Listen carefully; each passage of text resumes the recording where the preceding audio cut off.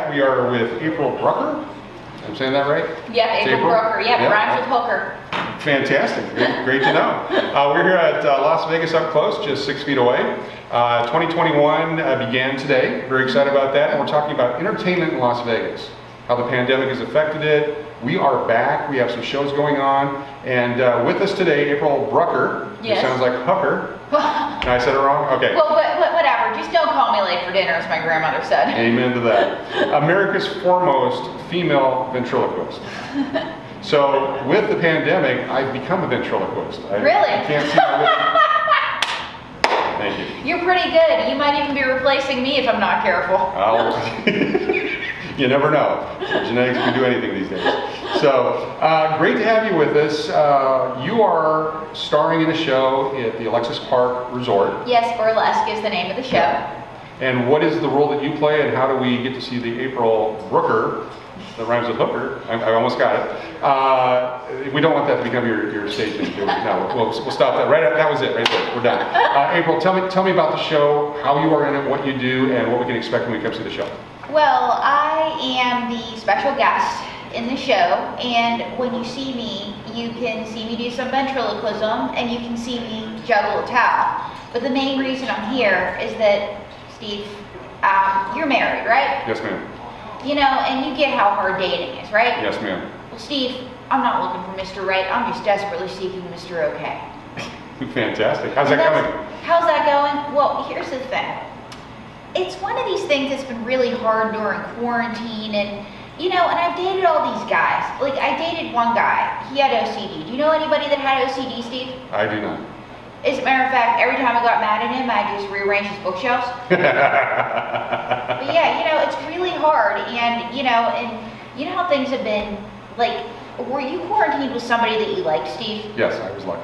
You were lucky. Is this your wife? Yes, ma'am. Are you saying that because she's watching? Yes, ma'am.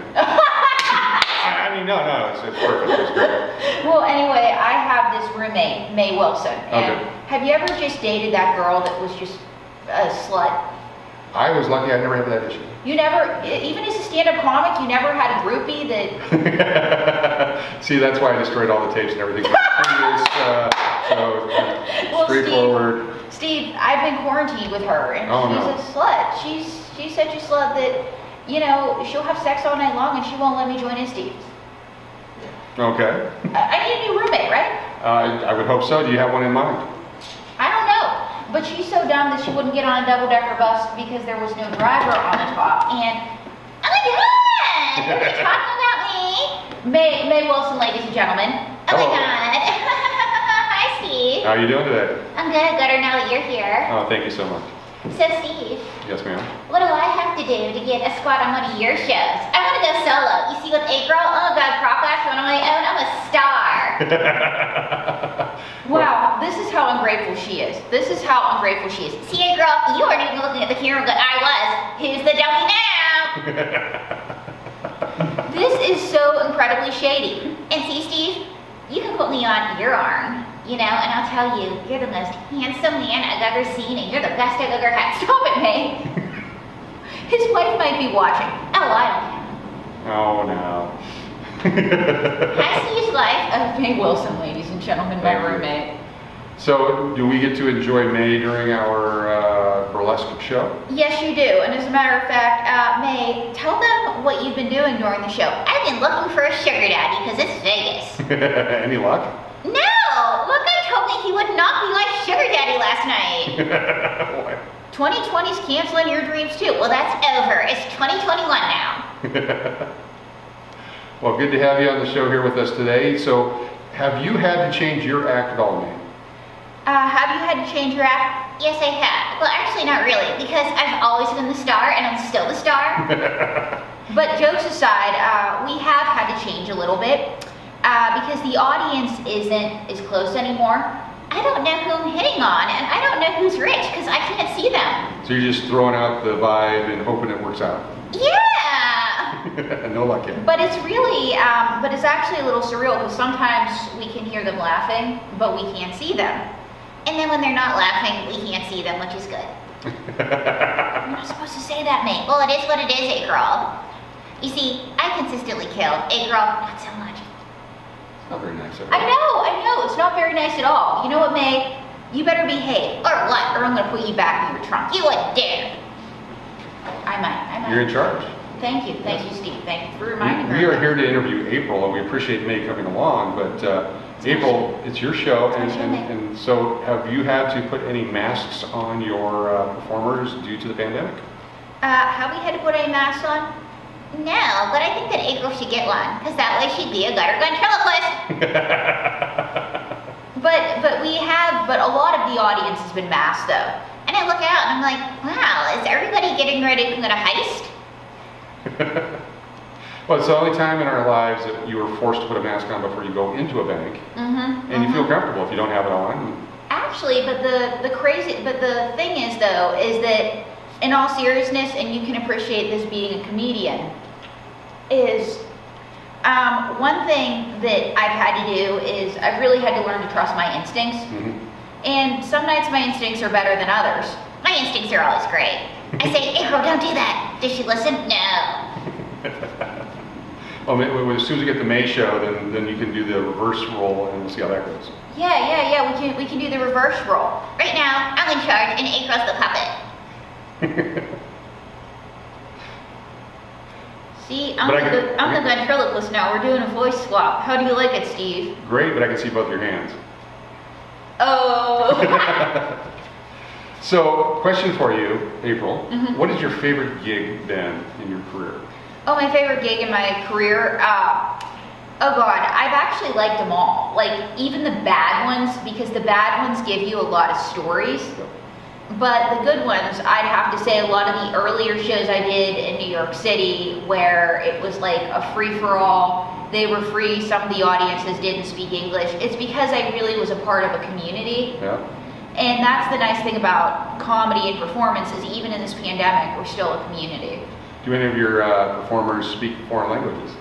On this show, Burlesque, we have a young woman from Germany, I believe, actually. Okay. Yeah, Fantastic. She's bilingual, I think. Yeah. Excellent.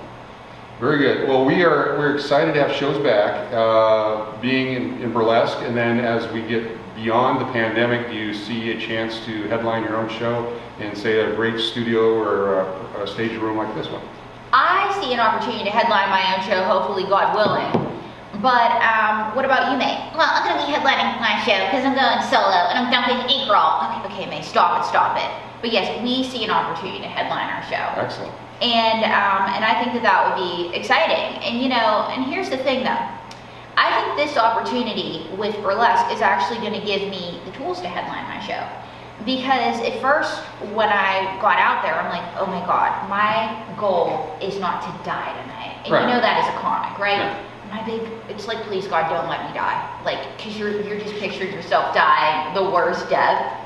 And actually, I felt that, my goals were bigger than my fears, and my goal is to reach my audience. And so, hopefully, I've been doing that every night, and that's going to help me become a better comic. Now, I understand prior to the pandemic, you had a show at a local hotel casino that you introduced a political character, and that wasn't received quite well. Can you tell me a little bit about that? Oh, yes. Yeah. Donald J. Trump. I had him as a part of the show, and I was supposed to go up there. And the then GM of the casino was, I'm not talking just a Trump fan. I mean, he's a coronavirus denier. He's wearing the little tinfoil hat. He's denying the election. He found out about it, and he wanted me out of there. Okay. Yeah, and he's since been fired, which shows that God hates the same things we all do.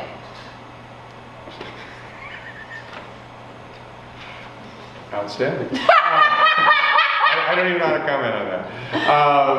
I mean, the idea behind the show business world, though, is that if you have a talent and you have some material, that you should be free to perform that the way that you've been inspired by it. Your character, I may not be a person that could do ventriloquism with May. I may have my own characters, and I should be able to perform my own material and should do it in a way that I feel is appropriate, and then leave it up to the audience to make that decision. Oh, I agree with you 1,000%, because the big struggle with comedy these days is we have the comedy police, which I'm not a fan of the comedy police. If you don't like a comedian, don't see their stuff. Don't watch their special. But don't tell them what they can and can't say. Or if you don't feel that so-and-so's not represented well, then make your own. Like, stop whining, make your own. And so the comedy police, they're just a bunch of joy kills with no creativity, you know, and they just want to cancel everybody. It's like, okay, I get, like, let's have the conversation. You know, if you want to have a conversation about representation, have the conversation, but don't cancel everybody. Like, don't tell somebody they can't do this, they can't do that. You know, if you don't like somebody, change the channel. There's always that. It's like, if you don't want a comedian that's offensive, go to an alt comedy show. You're going to have a good time. There's a market for everybody. Somebody that I look up to immensely, Otto Peterson. Do you know Otto Peterson? No, do not personally know. Otto and George, the late great. He was a X-rated ventriloquist. Okay. He was not for everyone. Right. But he was awesome.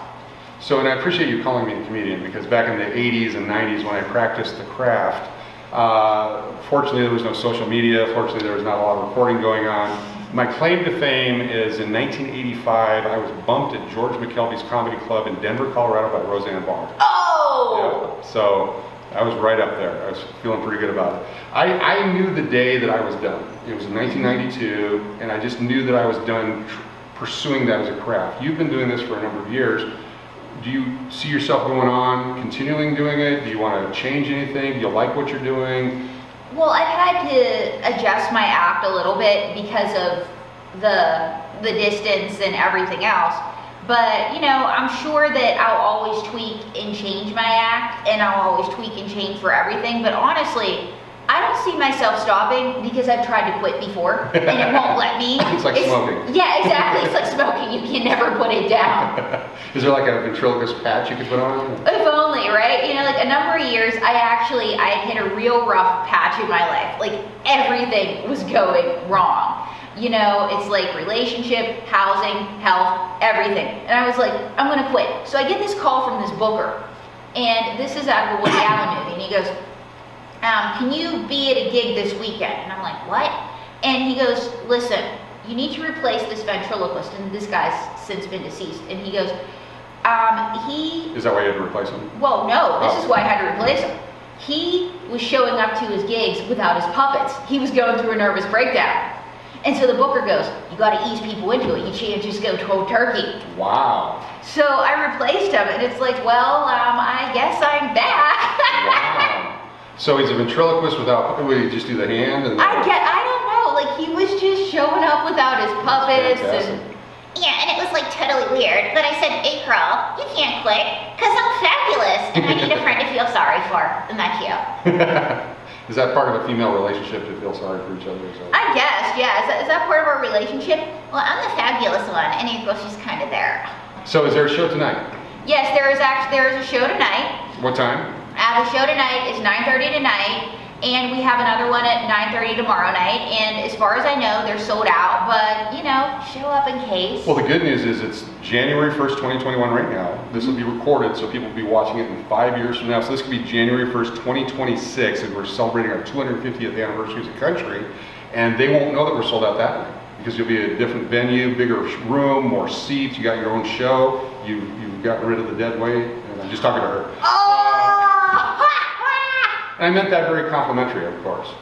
Well, you know, I'll have my own show, Steve, and you'll be interviewing me. And by that time, I'll have a sugar daddy. Very good. It's a goal to shoot for, and I'm glad for it. Yes, thank you, thank you.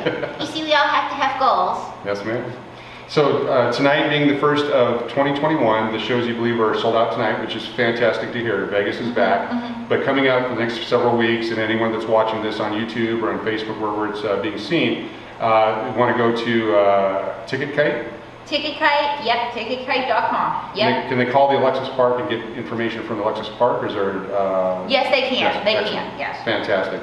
So we're located at the Alexis Park Resort, which is across from the Virgin Vegas, which is the new hotel. Hasn't opened yet as of today. Mm-hmm. Spectacular building. It's where the old Hard Rock was. Mm-hmm. We're just down from the White Castle. Yeah, we're just down the street from the White Castle, Where all good things happen. At the White Castle. What a line to get in the White Castle. It's easier to get to a casino than the White Castle. I know. Yes. Fantastic. Well, thank you so much for spending some time with me. Thank you. Actually, we got to do the Corona puppet fist bump. There we go. Yes. And I can't wait to see the shows tonight. For the rest of you, get online at ticketkite.com. You can call the Alexis Park. Also, just look at shows in Vegas. They're back. I believe there's about 15 shows right now advertising. As we get into 2021, we expect a lot more. There's more venues that haven't opened yet. As business continues to improve, as the medicine gets better, as life gets better, we look forward to getting back to the park where we can come to Las Vegas and be entertained in all different facets. So thank you so much for your time today. Thank you, and check us out on aprilbrooker.tv as well as social media. We are there too. And send me a creepy fan letter. You know I love them. Outstanding. Thank you again for coming on. This is Las Vegas, and I want to make sure I get it right because we're up close yet 6 feet away, and we're doing it the safe way right now, but be sure to come out and enjoy a show and enjoy Las Vegas. Las Vegas is open and we are back.